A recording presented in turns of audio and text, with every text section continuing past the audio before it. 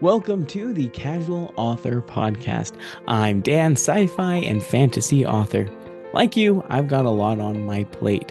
What with many children, a full-time job, a homestead, and loads of other responsibilities. I'm here to bring you inspiration, positivity, and community around having a busy life and still wanting to chase that author dream, even if you have to take a casual approach. For more information about the podcast, me, or my books, head to thecasualauthor.com. Let's get started. Hey there, it's Dan Kenner with episode number 150 of The Casual Author. Today we're talking to Amy Wiebe about simplicity of your business for satisfaction.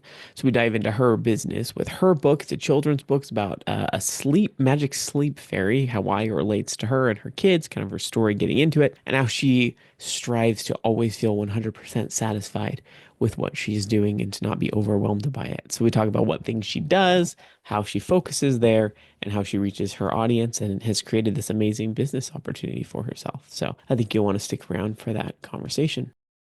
So thank you everybody who happened to watch last week's video. There was a little bit of a snafu with the actual episode itself. It seems as a part of the editing, the interview itself got cut out a little bit too much. And so the interviewer, some of the stuff was cut out and I had to go back and fix it. So it wasn't a huge deal, but there was, a day or two when the file was corrupted. So I was able to fix it, get everything uploaded. And that's just what happens, right? With podcasts, you can't plan for everything. I tried to make sure to listen to it ahead of time, but in this case, it just was missed and I found it. So it's all good. It should be good. But thank you to those who listened.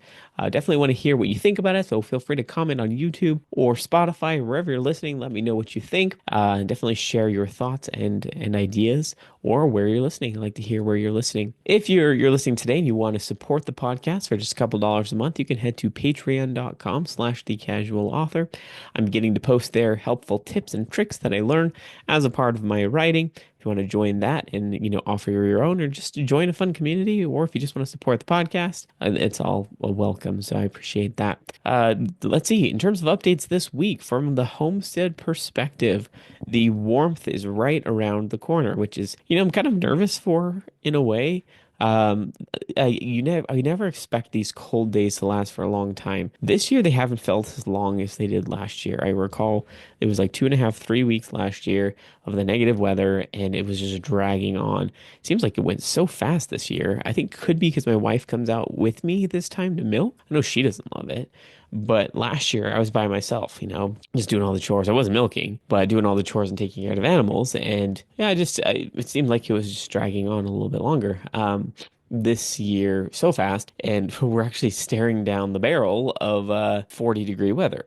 So that's good-ish. But what happens is when it gets that warm is the great melt happens and then it freezes into solid swaths of ice. And so the drainage on our property isn't the best in the world. Just the way things are, there's gravel and not a lot of drains. So something we need to work on. But all of that snow melts down and creates thick puddles, like ponds, water that thick, and then it will freeze hardcore when that 40-degree weather ends in a couple days. So that should be interesting. And then the cow pen is going to be a mucky mess. So for the past 2 weeks, I try to pick up as much of her cow pies as possible, but they fall quickly and they freeze quickly. And so if they're stuck to the ground, I just can't get them up. I've just had to leave them. So there's some pretty thick places where it's just cow patties piled up and frozen that I couldn't pry off the ground with the shovel or the pitchfork that are just going to melt and create this sludge pit for her and for me. So I bet you can guess what I'll be doing this weekend. So that should be fun. Oh, I failed to mention those of you that are listening just for the sake of future listeners. Today is Friday, January 31st. So pretty crazy how it's the end of January.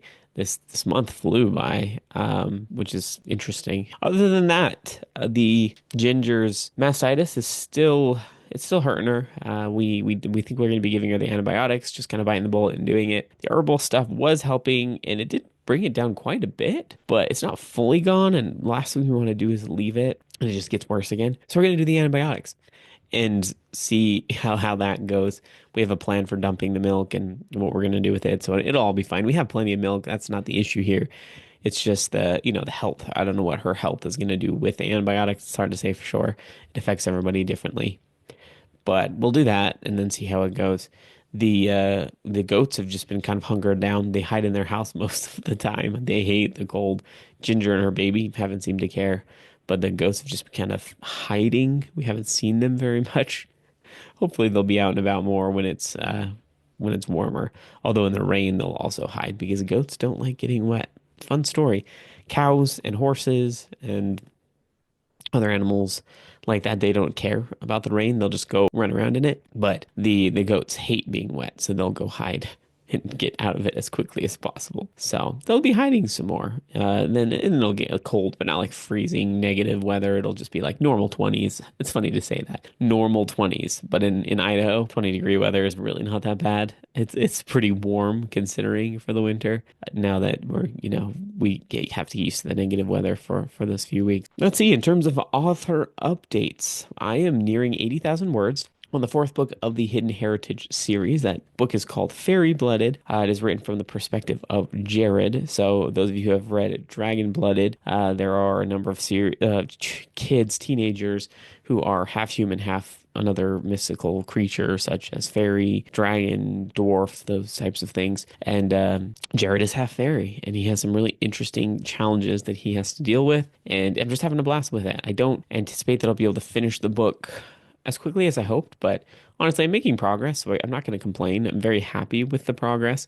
My writing time has shrunk a lot since I started my new job. It's very busy. I don't have as much time to dedicate to writing because my mind is constantly consumed with all these work things. Once again, it's just part of life. That's not something I can control, but I'm squeezing in 30 minutes here, 30 minutes there.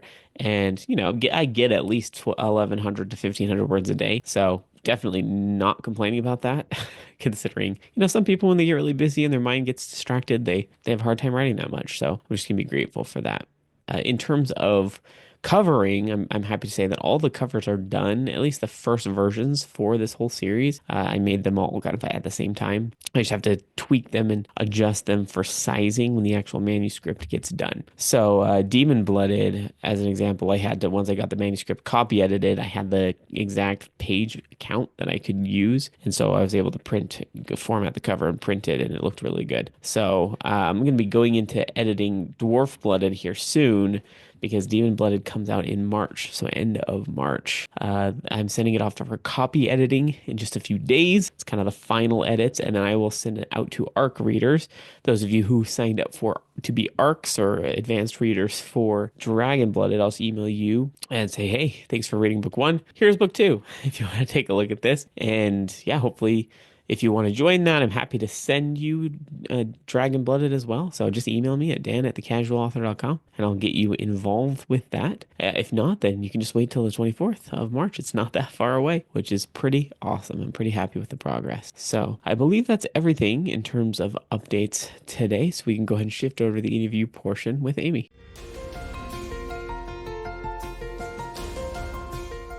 Hey, Amy, how you doing today? I'm good. How you doing?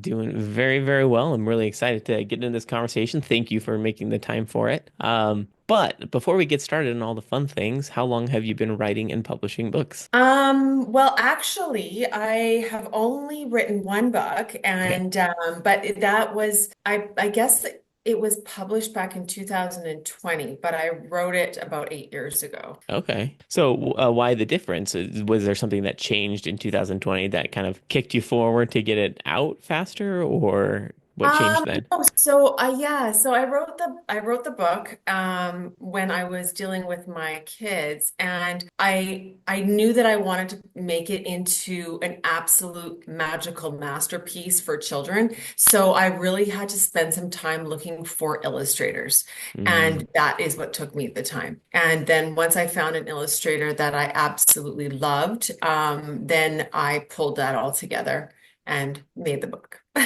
that's awesome. So, for context, it's a children's book targeted for, I think you said preschool, kindergarten age. Is that correct? Yeah, absolutely. So it's a children's book, and it's called Olia, the Magical Sleep Fairy, and it is the magic that's inside it, just like I wanted it to be like the kids open it up and then they're just like in awe of the illustrations. I just remember myself being a child and like I found that the illustrations were kind of, not as explicit or whatever. And Mm, I just wanted it to have like a very Disney type look in the book and just extreme, like explode magic. So that's kind of cool. I love that. So I'm actually really curious about the process for finding an illustrator, right? I personally have not published any children's books, but I know other people who have. How do you go about finding the right illustrator? Oh, it was a difficult time to be honest with you. I looked for freelancers and it wasn't hitting the mark. I looked at a bunch of different publishing companies and seeing if they had any like illustrators that were kicking around. And I didn't resonate with their illustrations. But then I found this Canadian company that's actually on that island, that Vancouver Island that we were Oh, talking about. yeah. And they had a publish or an illustrator within their publishing company. And so she was Canadian and she was from Montreal. And I absolutely instantly knew that she was the one. And so then I worked with her, like she would draw it out. It wasn't, and nothing was digital. Everything was like drawn out by hand. I would explain the pieces that I wanted in there and then the shades of color. And then she would like whip it up. I would show her pictures and she'd bring it in. It was the most fun thing to build or, create. And like I absolutely loved it. That So, sounds fun. It sounds really fun. It sounds really challenging, particularly for someone like myself who I'm colorblind, for one. oh, So I don't know what was that? I Yeah. could describe pictures very well in terms of shading and coloring. But did you find that it was like a tricky process to get the pictures just right? Did it take a long time per page, or was it a pretty quick turnaround with your discussions? The turnarounds were pretty quick. Now, like from the time that I signed with this publishing company, it was a self-publishing company. Oh, sure. Like I think it took me about 9 months and a bunch of revisions Mm, and that sort of thing. So I've never written a book before or anything like that. And so I thought that 9 months was pretty okay. I mean, I don't know what like, I mean, the story was already built and done. It was pulling it all together and then edits on the copy and then edits on the illustrations and then like all the way to it literally was completed and then delivered to my door, like I think right when COVID happened, like literally that day, that week where they shut everything down. And then like what do you call it? Like all the oh my gosh, I can't even talk. The bookstores, they mm, wouldn't accept my book into it anymore because of COVID, COVID. right. Anyways. So yeah, I want to talk a little bit about the distribution piece of it and kind of the marketing. We'll get to that in just a second. But I'm just really interested in the process because I know there's a lot of people who listen who have written children's books or are looking into it, but maybe that illustration piece just feels overwhelming. It sounds like you just kind of like source the web for freelancers. Maybe are there specific websites that you recommend for finding illustrators or? The publishing company that I used originally was it was called Tell Well. They're Oh, called okay. Tell Well, and they're out of Victoria, BC. And I was just actually looking for a publishing company that actually gave heart into what this project meant for me. When I first originally wanted to build this project, I wanted it to be something that did not cause me any sort of like irritation or frustration. I'm Mm, not very computer savvy, or, I've gotten a little bit better now, but I wasn't back then. And so I didn't want anything to irritate me because it was such right. a love project. It was literally built on myself and my two boys and how to get them to sleep in those preschool years. So I literally wanted it to be this gorgeous coffee book that a mom would have on her coffee table and like a conversation piece so that other moms could share with other moms. And of course it's evolved from there, but that was kind of what had happened. So then I started with this other publishing company that was more local here, but they just didn't have the resources that Mhm. I was looking for. And so after we ended up parting our ways, Tellwell called back one day, and because I interviewed a whole bunch of publishing companies, Tellwell called back and said they must have just kept amazing notes. And I just loved the notes. And because she would ask me about my son and use his like nickname and like these kind of things. And so I'm like, you know what, these guys are detail oriented. And so I'm going to give them like have another conversation with them, another meeting with them. And then it was just a fit because I said, listen, I'm not signing with anyone until I find an illustrator that can match this because I can't draw at Mm. all. So that's kind of how it happened. And then I was just, yeah, it was, and their process was amazing. It was seamless. It was not, it was wonderful to work with them. It was such a good experience. Good. I mean, I think that's most important, that the experience is good for the author. And you hear mixed things about people working with publishers in terms of Yeah. satisfaction, but it's good to hear that you had a good experience. Do you plan to publish more with this company? Do you have more things in the future that you're working on in relation Not to? so much not so much book wise right now. I've really taken this book and evolved it more into coaching parents and stuff like Nice. that, coaching moms and stuff like that. And so that's been, and I absolutely love it. I absolutely love it because where I was when I originally wrote the book, there's so many moms that are at that stage, and to get them to where they can actually start enjoying the motherhood experience again was my goal because I struggled so much having the two young boys not sleeping. Maybe should kind of start from the beginning what the story is about. Yeah, that's fair. That's great. Okay, so back 8 years ago, that I had my two boys are about 16 months apart, and they were out of their cribs and in big boy beds, and I wanted them, bedtime. I never really had a problem with them sleeping when they were like babies, but then when they got to that preschool age and they were out of their cribs and not contained, they were like, they were not staying in their beds at night, and kept coming up for like extra glass of water, extra hugs and kisses, extra tuck-ins, like another book, like let's do this. Finally, 4 hours later, I would just probably lose it, and then they would like go to bed, and then they would wake up in the middle of the night, go to the bathroom, and then come and either tell me that they went to the bathroom or come into my bed and all this kind of stuff. And so anyways, year after year after year on this, and I was lacking sleep, and I was definitely not myself. I was irritable, frustrated, like, and I just am like not enjoying the motherhood experience. And I'm like, this is brutal. And so one night when my son Jack came into my room, he ended up coming in and kicking, like coming in for a cuddle, but it ended up being more like a kick in the back. And then I got up and I was totally kicked, and I went to the living room, and I'm like, okay, I got to figure out this sleep thing for the kids and myself because I'm gonna lose it. Like work was suffering, my relationship was suffering, like everything, like no one was at their best self because no one was properly sleeping. Hmm. So then I was really racking my brain, and I'm like, the only time that my kids actually listen to me like on a dime to go to bed is when Santa or the Tooth Fairy is there. And then and I'm like, well, I wonder if there's a sleep fairy. And then, of course, I Googled that. There was no sleep fairy. And I'm like, well, I'm gonna make one up. So I made one up, and of course I didn't have the book and like all the other things that I have now. But I created this mythical creature within our household, in our family, and it worked the very first night that I brought it alive in our home. And the boys absolutely love the sleep fairy. They were probably more upset when they found out that the sleep fairy wasn't real than Santa Claus, they were just like, no, not the sleep fairy. But anyway, so in the with the actual story, what I did in my real life is I made up a bunch of rules that the sleep fairy had, and I really said that, this is for the sleep fairy's rules, not mom's rules. So they followed those rules. Like, we had a window of time to go to bed. We had like you could brush your teeth, get a glass of water, read a book, do all the things, get into bed, stay in bed.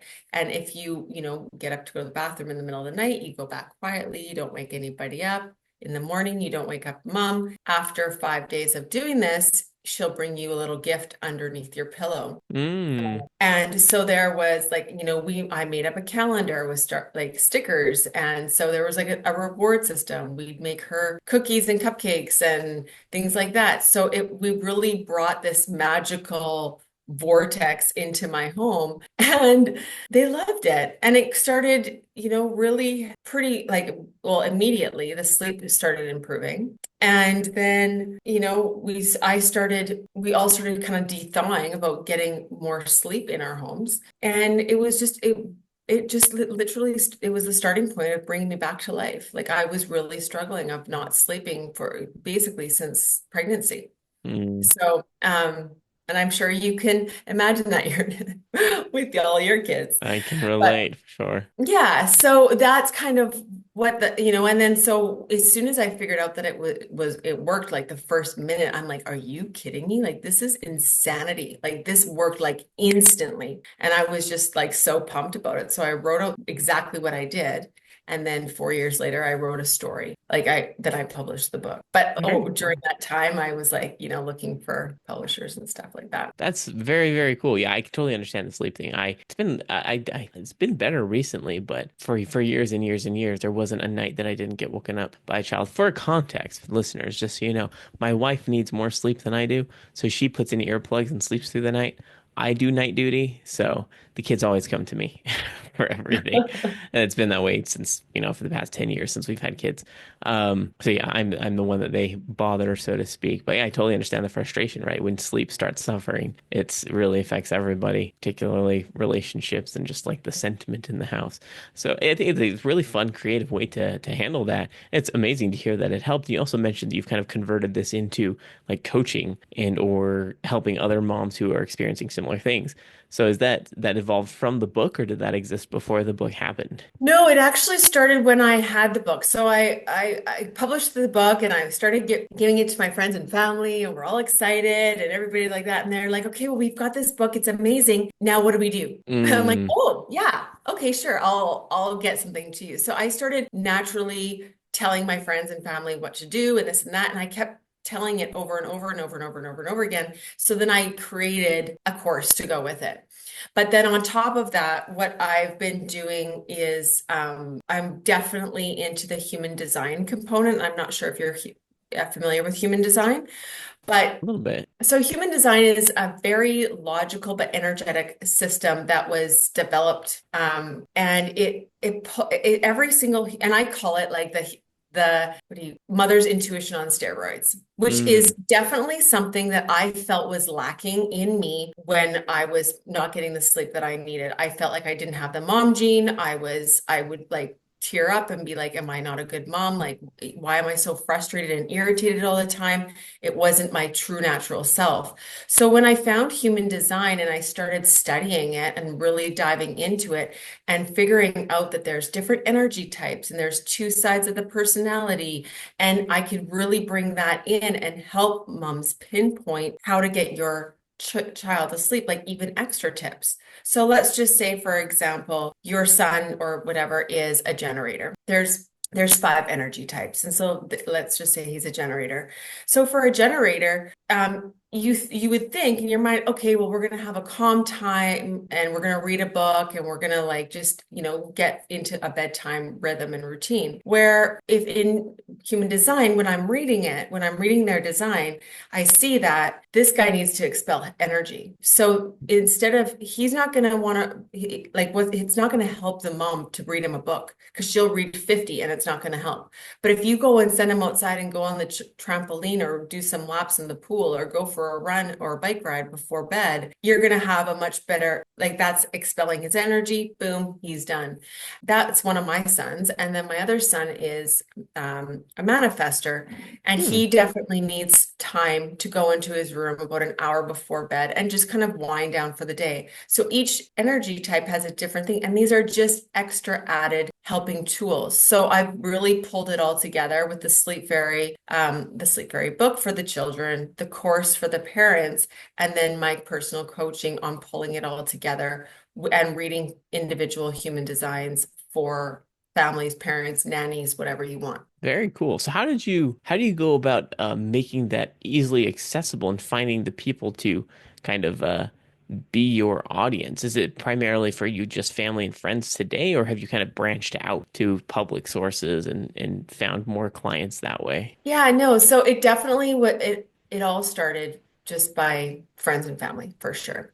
Then it became word of mouth. And Okay. then it was just word of mouth for quite a while. And then now I'm on Facebook and I go on podcasts and I'm sharing with the world or whomever. I feel like this is something that will just land in the right ears at the right time for the right person. Hmm.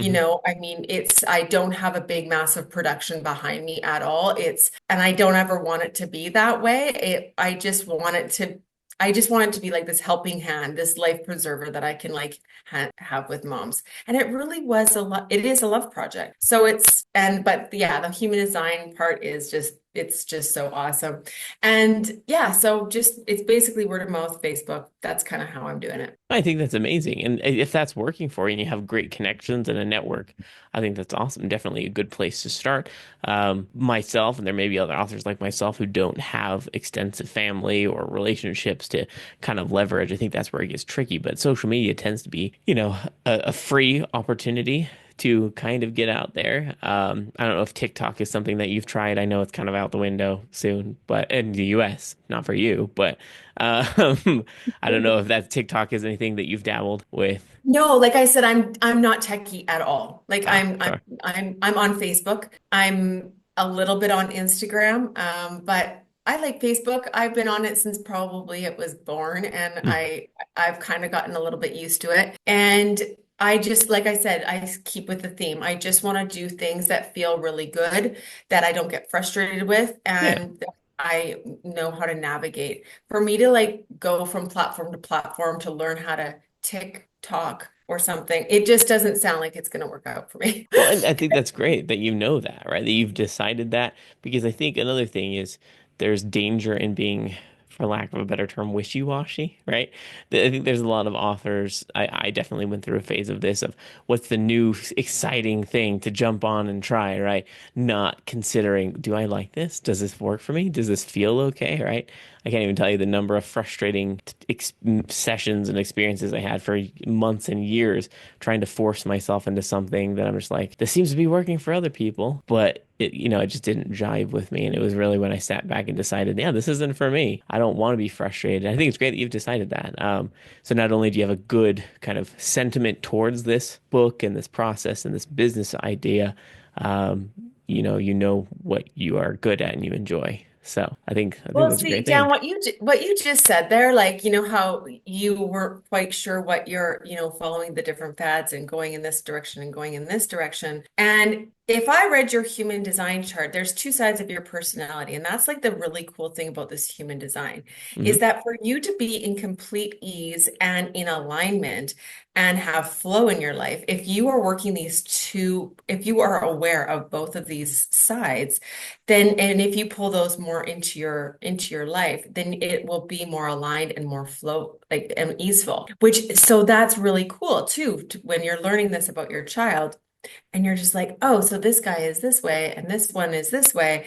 And then you can like adapt your parenting in a more supportive kind of a way. And so that is just absolutely firing me up. And I love that part of it. So I want to take a step into this human design thing. Is this like a specific book or a course or something that you're referencing that's been developed by someone, or did you come up with this yourself? What is this? Let's talk about this human design thing to learn more Yeah, for about it. sure. Yeah, so human design was actually discovered not long ago, but 1986, by this guy that had he calls it the voice, but he had this big download and he had like eight Uh-huh. days work. It was just like this big, massive spiritual download on Interesting. all these like codes of the human body, the human energy, the human, all of these things. And so when you look at this human design, there are like five energy components that you can be. You also, there's 6 lines that you can be.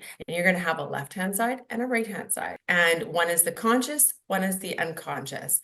And if you run those two sides, like just kind of like a bicycle, then you're going to be working more in alignment. Now, human design is an absolutely massive system.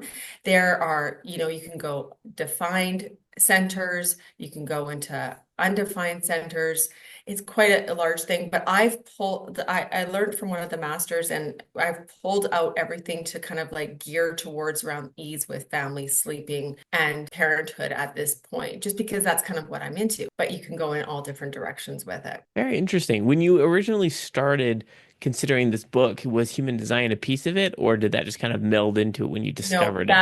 that just kind of came when I found is the moment I found human design, and I'm just like, this needs to be with Sleep Fairy Hmm, paired with it. So it was just that extra added step onto it. So that's fascinating. yeah. So it's really fun. Like the one of my favorite programs is that I run is called the Mother Whisper. And so it pulls it all in with like the human design component, the Sleep Fairy book, the Sleep Fairy course, and that sort of thing. So that's kind of how it's evolved. And I am very like I love to talk to people and learn their stories and like figure out things and help out. Hmm. So this is just and it lights me up. So that's kind of what I'm doing now. Well, yeah, and you're helping people. I think there's nothing wrong with writing or reading books that are for pure enjoyment without messaging or anything. But I think there's kind of an added satisfaction that comes with knowing that your book could be helping other moms who might be experiencing what you did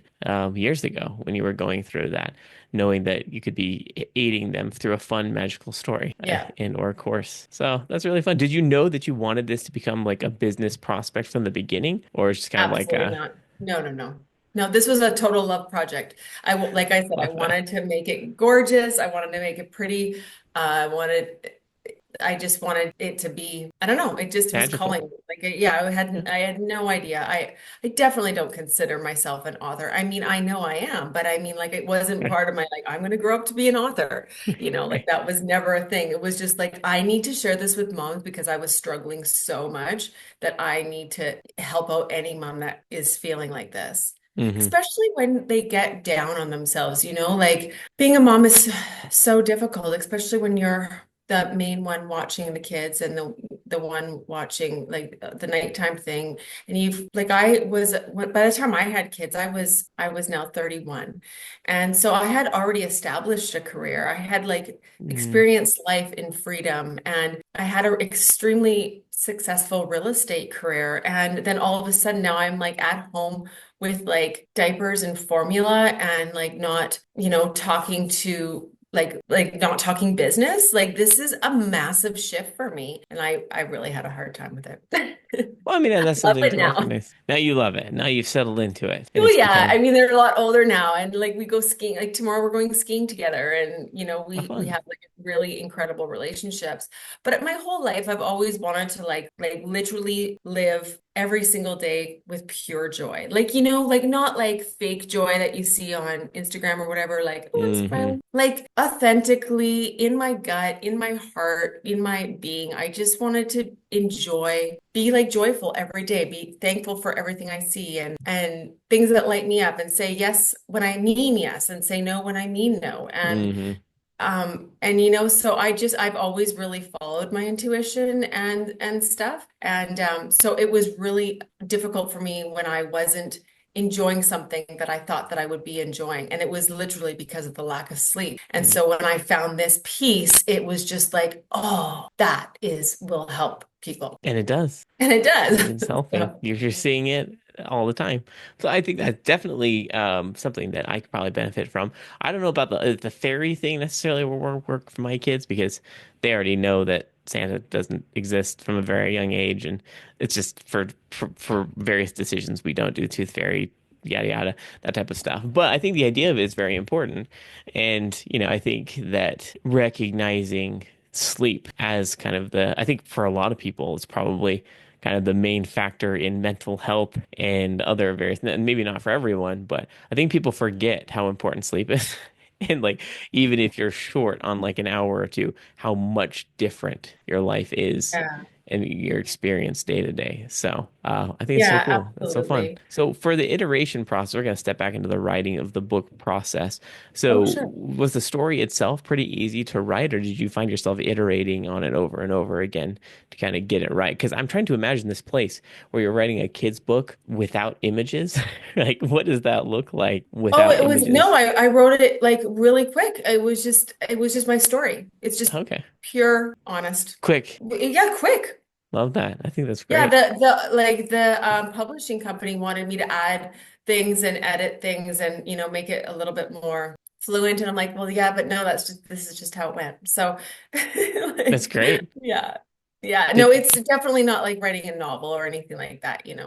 Yeah, I'm sure it's a very different experience. I mean, I struggle to even write short stories. My brain makes everything way too complex. So I think the essence of children's stories is how simple they need to be. Of course, depending on the age. So, but you managed to catch that simplicity in this magical story and added Yeah. some art, and now it's perfect. Yeah. Are there going to be new installments to this Sleep Fairy, or do you anticipate writing like different edge stories based on her, or Like Sleep Fairy 2.0. No, I don't know.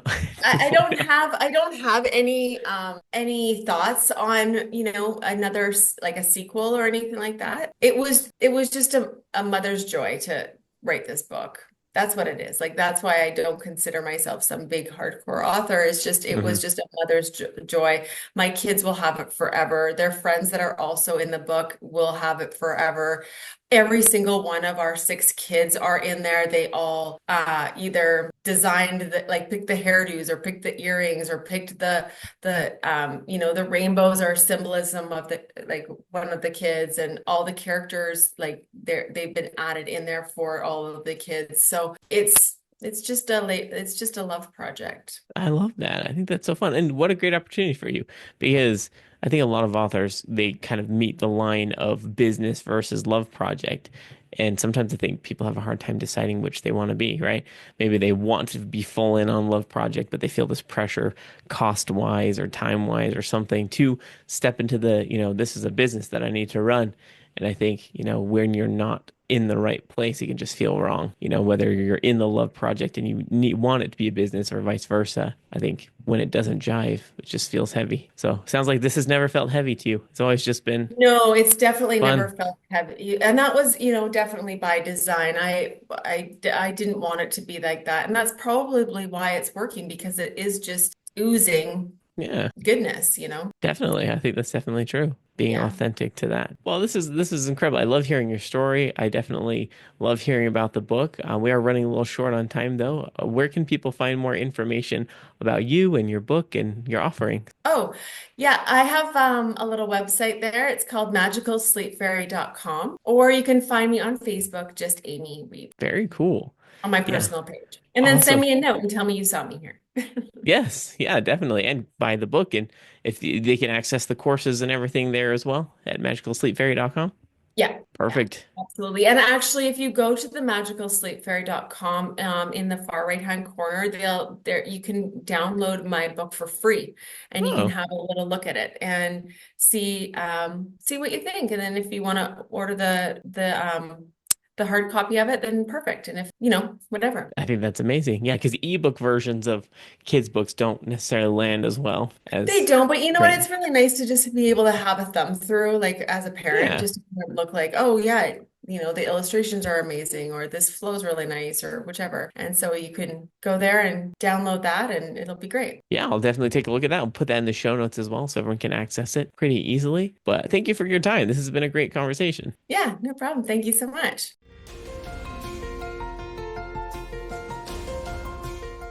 I hope you found that encouraging and helpful. I love that Amy was so focused on her one book. She wasn't, troubling with any other books. She was just thinking, hey, this is the most helpful book. Here's how we can kind of grow in it and build upon it and make it more for my customers, my clients, and my audience base. And a lot of us maybe struggle to simplify. I know I do, right?